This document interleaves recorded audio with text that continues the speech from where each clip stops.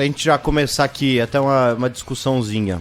O Bruno falou aí, mercado movimentado e tal.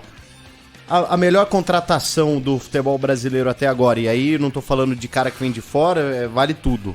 A melhor contratação é o Pedro Raul no Vasco? Acho que sim.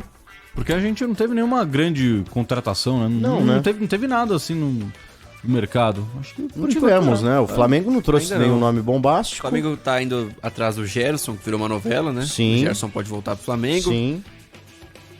O Atlético Mineiro trouxe o Paulinho de volta. Só que é isso. Paulinho, bom nome. Bom, esse é o ponto. O nome é bom. O jogador é bom. Ele tem 14 gols como profissional em 5 anos de carreira. Verdade. Ele tem 9 gols pelo Bayer Leverkusen desde que ele chegou na Alemanha, que foi em 2018. Ele não conseguiu nem fazer 80 jogos em 4 anos e só fez 9 gols. Então é isso. O nome aparentemente é bom, porque... Que a gente tem essa coisa, o cara tá vindo de fora. Tá vindo de fora. Pô, foi base do Vasco, é campeão olímpico. Só que ele era banco na seleção olímpica e... Você lembra de algum jogo que ele entrou e deitou? Não. É isso, então... Tá mentindo. O nome parece ser muito bom, mas eu não sei se hoje o Paulinho é bom. Porque os números não conseguem acompanhar o nome dele. E aí, quando o Palmeiras teve interesse no Paulinho, muita gente vai lá e vai encher o saco do Barros. Mas o Barros é fraco, o Barros não contrata ninguém, o Barros não consegue ir no mercado, não tem WhatsApp, manda SMS. Cara, esse papinho de sempre com o Barros. Só que como é que ele vai dar 5 milhões de euros para um cara que tem 14 gols em 5 anos? Como é que ele vai dar mais de R$1 milhão em salários pro cara se o cara faz 2 gols a cada ano? É difícil, ele só tem um gol nessa temporada pelo Bayer Leverkusen. Então acho que é uma aposta.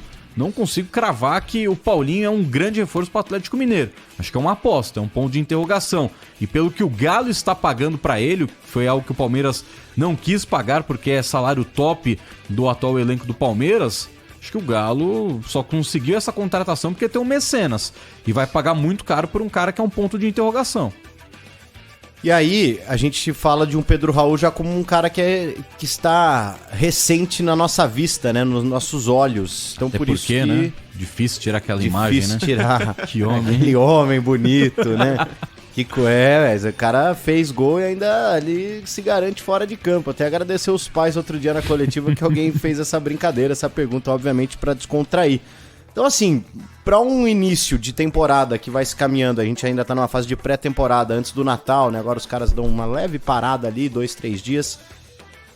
Ter o Pedro Raul como a principal contratação do futebol brasileiro mostra que hoje a cultura de contratações e de janela de transferência ela mudou um pouco, muito por conta, talvez, desse respaldo que os jogadores têm de contrato, né? Hoje não é tão simples assim um clube abrir mão de um jogador, porque ele não rendeu, porque ele jogou mal, vou afastar.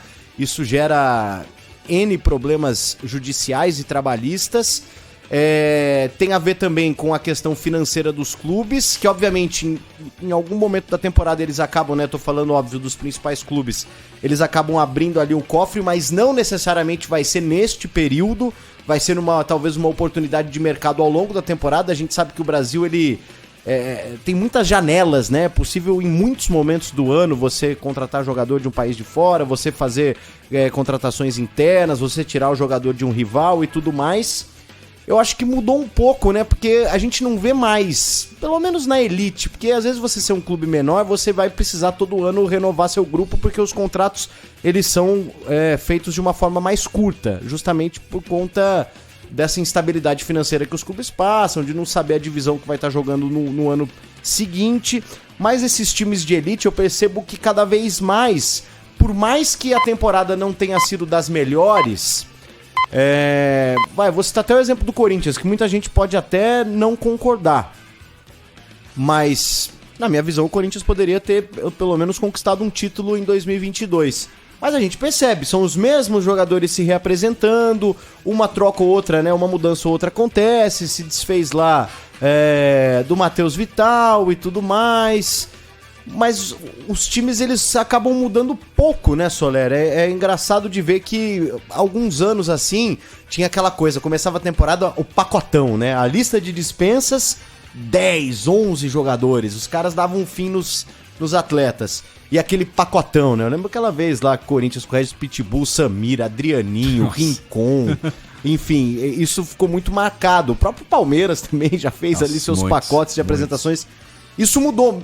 Mesmo times que tiveram um desempenho insatisfatório, às vezes eles pensam, cara, mas a nossa situação financeira é essa, a gente não pode fazer loucura, esses caras têm contrato, a gente tem que fazer de alguma forma eles renderem para que lá na frente eles possam dar resultado dentro de campo, resultado financeiro fora de campo. Acho que a coisa mudou um pouco e a figura do Pedro Raul como a principal contratação da temporada no Brasil, acho que representa um pouco isso, né, Soler? E tem um outro ponto também que é a mudança do calendário nacional com relação às competições internacionais, Libertadores e Copa Sul-Americana, porque antigamente elas terminavam no primeiro semestre, né? Ou então iam no máximo até julho. Então você precisava trazer já um cara muito bom já em janeiro, porque ó, o projeto Libertadores, esse cara vem pra dar o título da Libertadores pra gente. Agora com ela até novembro, você consegue já balancear um pouco as duas janelas, porque ainda na janela de transferência de janeiro, você vive aquela situação de estar recebendo as premiações de Campeonato Brasileiro, Copa do Brasil, Libertadores, né? Quem conseguiu esses respectivos títulos, ou então do Campeonato Brasileiro que é pago ao término da competição nacional. Então agora em dezembro tá chegando para todo mundo a verba do Campeonato Brasileiro, só que dentro dessa verba do Campeonato Brasileiro você já teve que pagar 13º dos funcionários, dos jogadores, de quem participa ali do dia a dia, né, de outros setores do clube, aí independentemente se é funcionário do clube ou se trabalha numa loja oficial do clube. Então você tem esses gastos de 13º, férias e tudo mais. Então, eu acho que a janela de janeiro, ela começou a ficar mais parecida com a janela europeia. Não ser uma janela extremamente quente, uma janela que hoje todo mundo vai dar aquela primeira carta, vai jogar o zap na mesa para trazer aquele cara que seria inevitável. Hoje, muitas vezes, você consegue, no meio do ano, barganhar melhor do que na janela de janeiro. Porque você tá no meio da temporada europeia, você vai trazer um cara de volta do futebol europeu, um jogador que esteja no futebol sul-americano. Às vezes o cara, ele tá fazendo uma temporada regular, um meio de temporada regular, só que vai acabar a temporada europeia e esse cara não vai mais querer continuar no clube dele. E aí ele pode ter o interesse de retornar ao Brasil, ou então de não chega uma proposta de um clube europeu para um jogador que atua em outro mercado sul-americano e um time brasileiro vai lá e consegue dar um valor para fazer essa compra. Então, acho que essa mudança, principalmente pelo calendário da Copa Libertadores da América, mudou também um pouco do panorama das contratações do futebol nacional, além, é claro, infelizmente, pela situação da Covid-19 que balançou bastante as receitas dos clubes em 2020, 2021 e ainda em 2022. Os clubes ainda estão voltando a se recuperar, voltar, né, a ter aquele balanço de caixa pré-pandemia. E eu acho que também essa questão da Libertadores mudou um pouco a dinâmica do mercado. Tanto que Flamengo campeão da Copa Libertadores de 2019, quando traz Gerson, Felipe Luiz, tudo mais, a maioria dos jogadores chegaram no segundo semestre. Foram jogadores que chegaram para trabalhar com o Jorge Jesus com o final da temporada europeia. Então, acho que tem um pouco a ver também com essa situação.